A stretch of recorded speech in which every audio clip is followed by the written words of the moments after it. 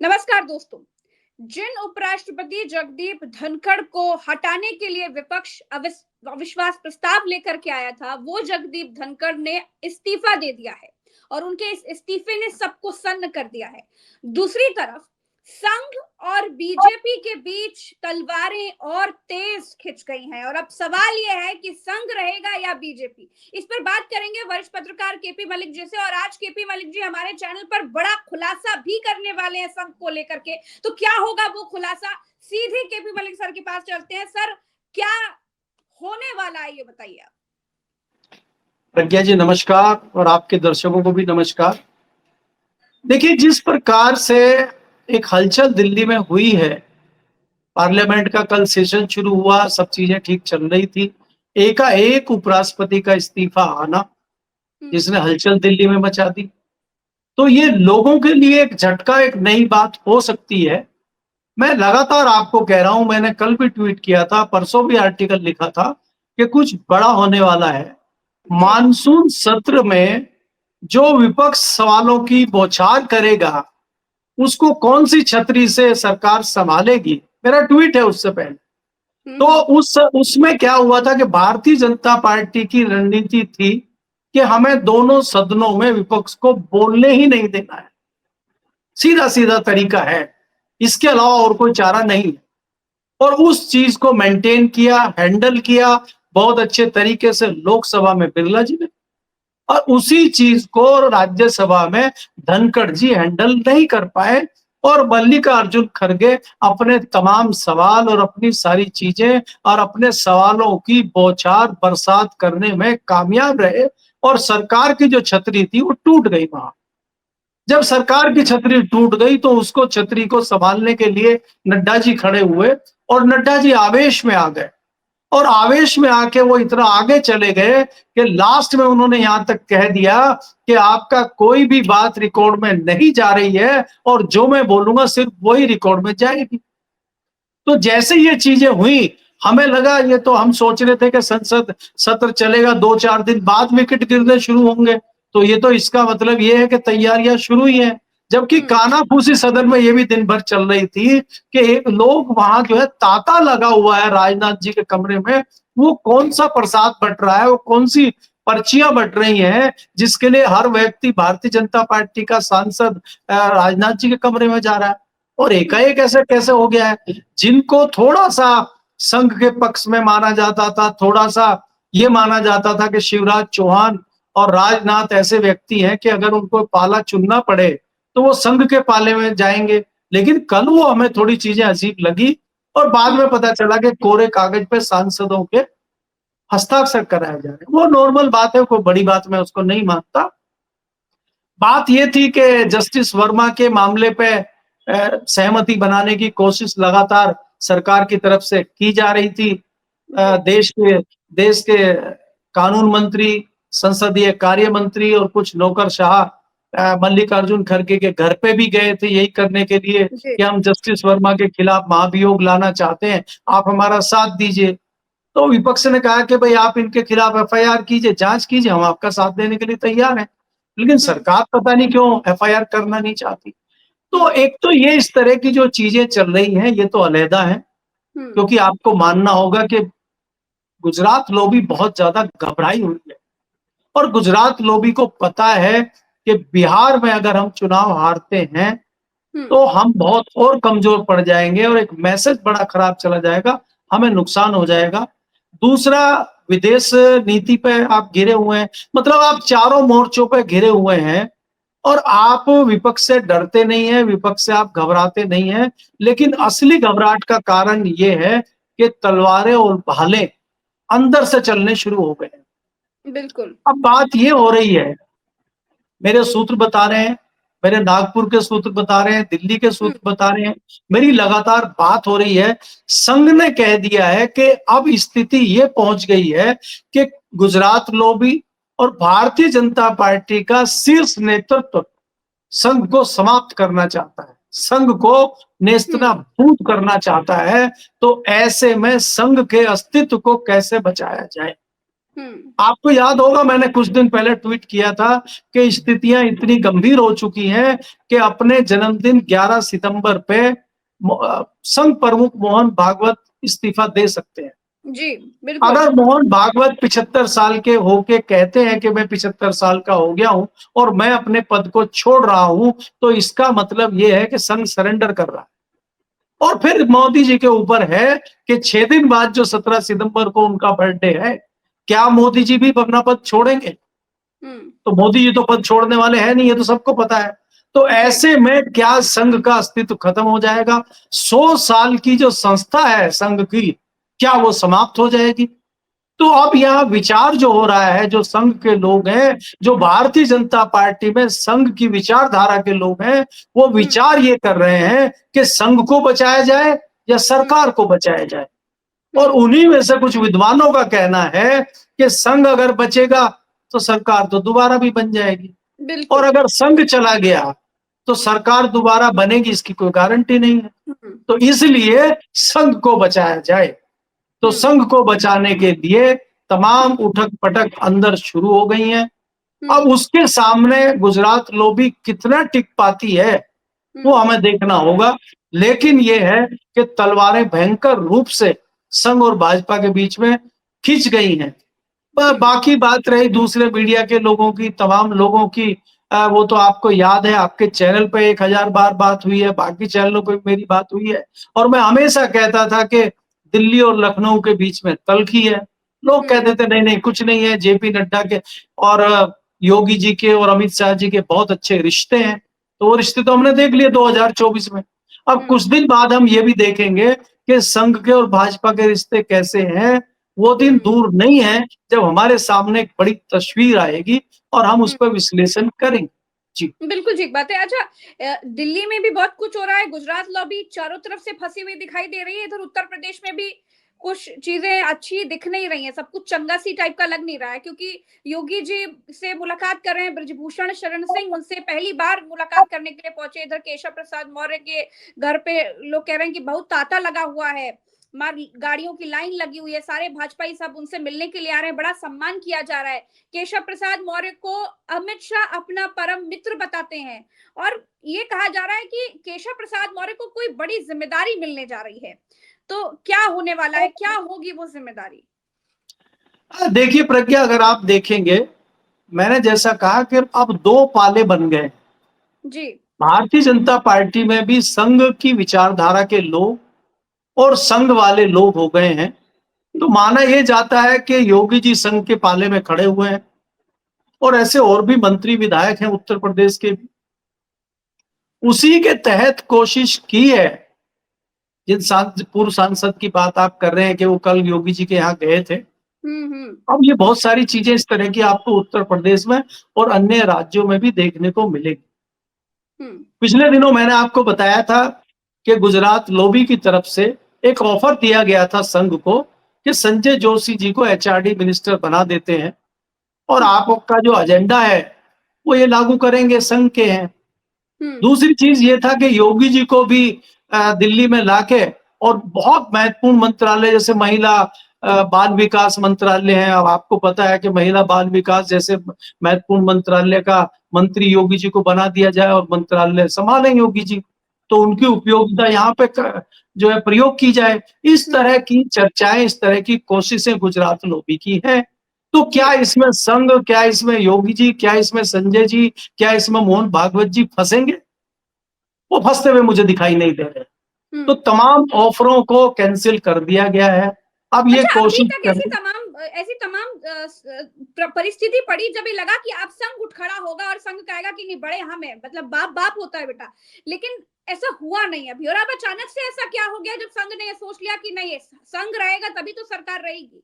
सरकार तो कोई भी आ सकती है, लेकिन संघ का होना जरूरी है। तो ऐसी कौन सी स्थिति आ गई जो अब संघ को अंततः ये कहना ही पड़ गया कि अब हम ही रहेंगे? प्रज्ञा जी, मैंने आपको पहले ही कहा कि संघ का अस्तित्व खतरे में है। संघ खत्म होने जा रहा है, तो संघ अपना अस्तित्व बचाने के लिए मोर्चे पे आया है। जो सैनिक बचेंगे, अभी कोई इसकी गारंटी नहीं है कि संघ बचेगा कि नहीं बचेगा। क्योंकि संघ पे भी कब्जा अगर गुजरात लॉबी और भारतीय जनता पार्टी करने जा रही है, तो फिर बचा कहां संघ? अब तो लड़ाई है, अब तो वॉर है, अब इसमें कौन जीतेगा? अब इसमें संघ जीतेगा जरूरी थोड़ी ही है। इसमें गुजरात लॉबी भी जीत सकती है। अच्छा। अगर गुजरात लॉबी जीतती है और संघ पे इनका कब्जा हो जाता है, तो संघ तो समाप्त हो गया ना फिर। हम्म क्योंकि संघ क्योंकि की संघ अब इतना विचारधारा के कमजोर हो गया है कि अब ये सवाल भी उठने लगे हैं कि संघ और सरकार की लड़ाई में संघ हार भी सकता है। बिल्कुल हो सकता है, क्योंकि देखिए संघ के पास जो लोग हैं, संघ के जो तामझाम है, उसमें बड़ी भयंकर तरीके से सेंध इन्होंने लगा दी है। और आज कहीं ना कहीं चाहे मोहन भागवत जी हो, चाहे दूसरे जो संघ के नेता हैं, वो पछता रहे इस बात को लेके कि हमने इतना आगे इनको आने का मौका क्यों दिया।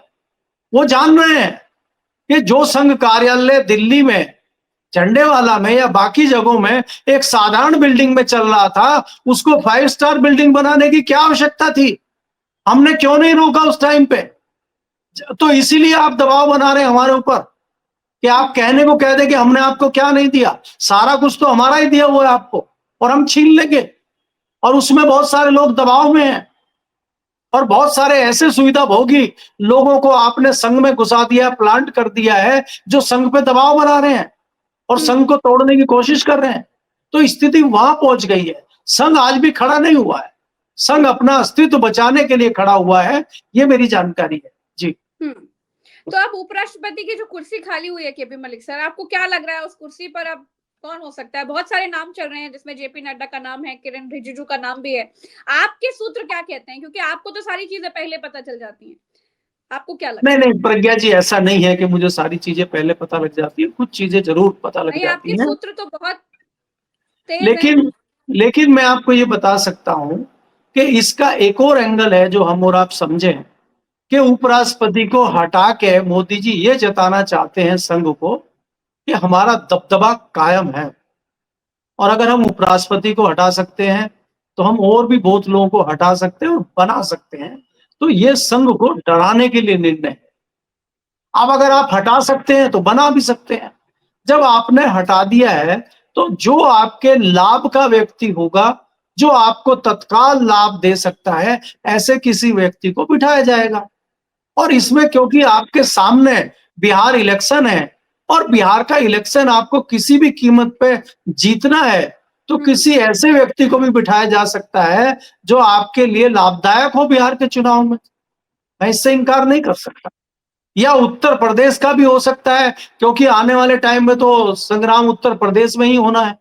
बिल्कुल। लेकिन इसका इसका जो मैं मैसेज समझता हूं, सीधा सीधा मैसेज ये है कि वो संघ पे इस तरह का दबाव बनाना चाहते हैं कि हमारा दबदबा कायम है।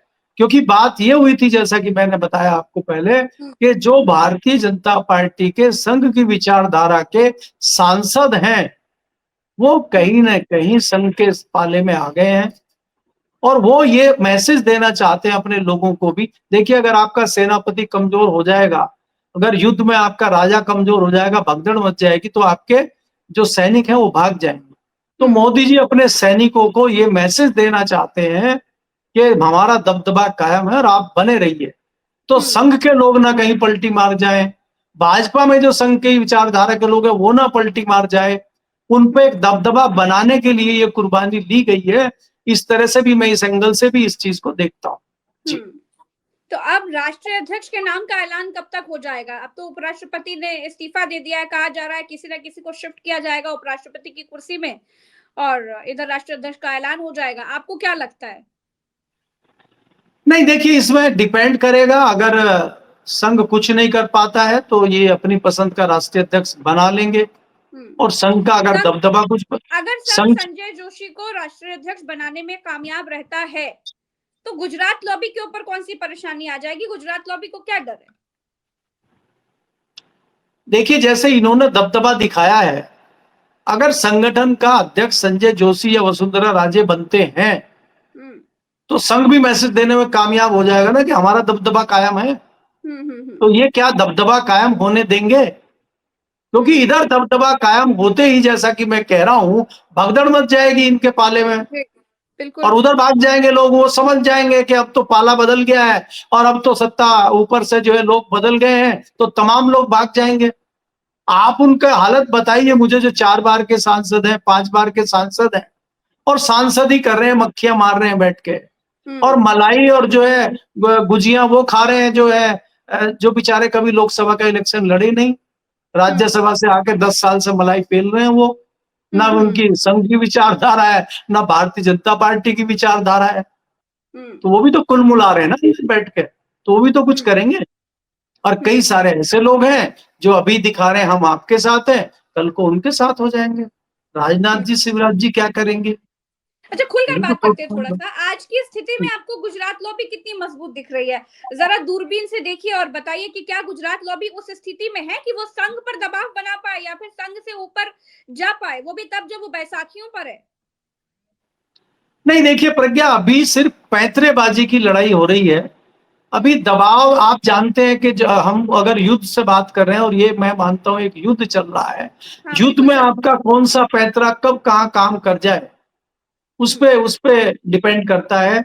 आज की डेट में मैं मान के चलता हूं कि संघ सिर्फ इस बात से घबराया हुआ है कि संघ के बहुत सारे लोगों को इन्होंने कंट्रोल किया हुआ है, कोई सुविधा भोगी बना हुआ है, किसी का इनके पास एक पुराना फॉर्मूला है जिसमें संजय जोशी जी फंसे हुए हैं, ऐसे फॉर्मूले भी तो है ना। तो बहुत सारे लोग ऐसे दबे हुए हैं इनके नीचे, तो वो कैसे बगावत करेंगे, कैसे क्या करेंगे, इनसे पार पाना संघ को और बाकी लोगों को इतना आसान नहीं है। आप मुझे बताइए, अगर उपराष्ट्रपति ये कह देते मैं तो नहीं दे रहा इस्तीफा, तो फिर ये क्या करते? उपराष्ट्रपति पे ऐसा कौन सा दबाव बना दिया कि वो चुपचाप चले गए इस्तीफा देके, और ये और तक बोल इस्तीफा दिया भी कि मैं था। फेयरवेल स्पीच तक नहीं दूंगा, बल्कि वो तो मैंडेटरी जी जी होती है। जी, घर तो बैठ गए इसका वो। मतलब राजी खुशी कुछ है नहीं। हाँ, तो मैं इसीलिए आपको कह रहा हूं कि अगर इस तरह की परिस्थितियां बनी है तो उसके पीछे क्या है, ऐसा कौन सी गड़बड़ी कर दी है उपराष्ट्रपति ने कि उनको डर लग रहा है। सत्यपाल मलिक तो चौड़े होके आ गए थे, वो तो जी। कह रहे थे करो मेरे खिलाफ, क्या करोगे। इन्होंने करने की कोशिश भी की थी, सीबीआई ईडी, हुआ कुछ नहीं। तो ऐसे क्यों नहीं किया उपराष्ट्रपति ने?